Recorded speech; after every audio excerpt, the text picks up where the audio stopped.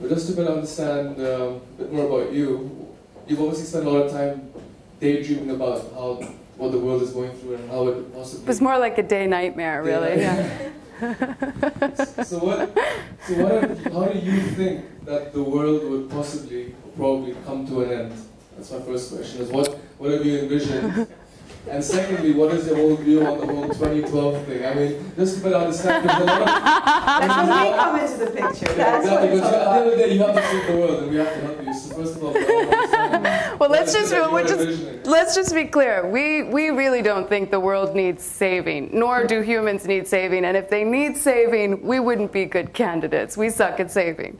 There are a number of threats, however, that need to be dealt with. And you know, everybody always says that's hysteria or that's panic, but that's sort of how evolution works, right? You throw up some fears, you say this is a problem, the human race mobilizes to deal with it. In the process, they create some problems, they create more solutions, and then those problems come back and bite them in the rear, and they start all over again, right? So it's a dialectic, right? And right now, we're in the process of understanding what are all those things that could come around and bite us that we're not fully paying attention to, right? So, I mean, what we see is that somewhere between, you know, the apocalypse and heaven are a series of evolutionary challenges, and that's kind of in the space we play in, right?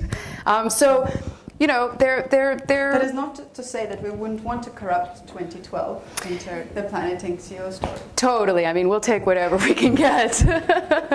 We'll take... Now, there are, you know, and they don't really think about it. The global catastrophe space is a fairly confused space. They lump a whole bunch of stuff in there, right? And use probabilities on 50-year timelines to determine what we should be spending our attention on. We think there's a lot of stuff that is wrong with it. Yeah, the whole notion of probability and risk is pretty bizarre. I mean, what one insurance calculator said that the cost of the loss of the human race was $600 trillion. It's like, well, no one's going to be around to pay that, but okay. So, what was the question? 2012 and no, but we were talking about the catastrophic space. Yeah, there are a few issues that don't sort of make the hysteria page that really could potentially put an end to Team Humans, which is strange. The issues people think they are. Yeah, it's really strange. Like for all the people that really love Armageddon, the couple things that really could knock us out, they're never talking about. You know, long cycle comets being one of them. Cosmic radiation, very, very low probability from supernovas exploding 30 light years from the sun. You know, if you're that far, you kind of get fried. It's not a good thing.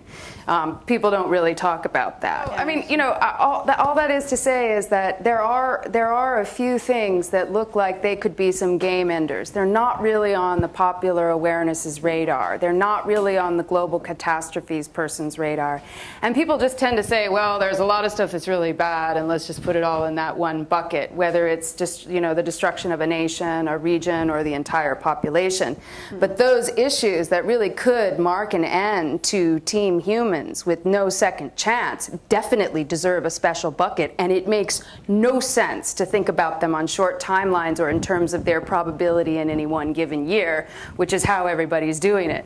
You know, makes so we did make a special bucket for that. We did make a special bucket, yes.